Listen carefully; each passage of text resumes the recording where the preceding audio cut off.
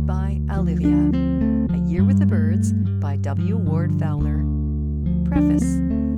This little book is nothing more than an attempt to help those who love birds, but know little about them, to realize something of the enjoyment which I have gained, in work time as well as in holiday, for many years past, from the habit of watching and listening for my favorites.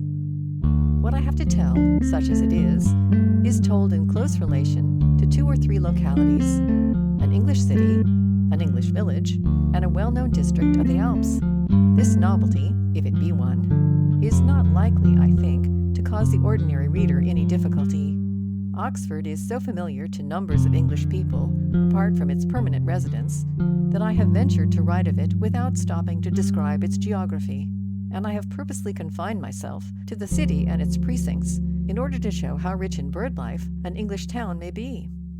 The Alps, too, are known to thousands, and the walk I have described in Chapter 3, if the reader should be unacquainted with it, may easily be followed by reference to the excellent maps of the Oberland in the guidebooks of Ball or Baedeker. The chapters about the Midland village, which lies in ordinary English country, will explain their own geography.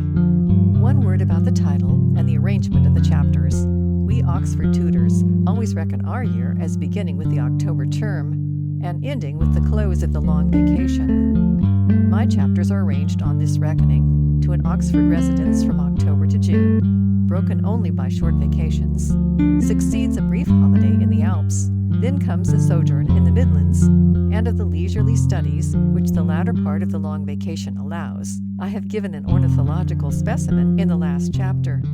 Some parts of the 1st, 2nd, and 5th chapters have appeared in the Oxford magazine, and I have to thank the editors for leave to reprint them. The 3rd chapter, or rather the substance of it, was given as a lecture to the energetic Natural History Society of Marlborough College, and has already been printed in their reports.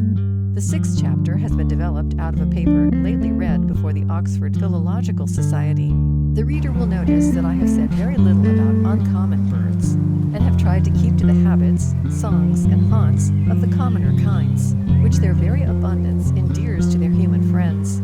I have made no collection, and it will therefore be obvious to ornithologists that I have no scientific knowledge of structure and classification beyond that which I have obtained at second hand. And indeed, if I thought I were obtruding myself on the attention of ornithologists, I should feel as audacious as the robin, which is, at this moment, in my neighbor's outhouse, sitting on eggs for which, with characteristic self-confidence, she has chosen a singular resting place in an old cage, once the prison house of an ill-starred goldfinch.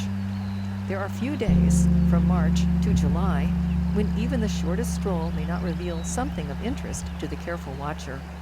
It was pleasant, this brilliant spring morning, to find that a redstart, perhaps the same individual noticed on page 120, had not forgotten my garden during his winter sojourn in the south, and that a pair of pied flycatchers, the first of their species which I have known to visit us here, were trying to make up their minds to build their nest in an old grey wall almost within a stone's throw of our village church.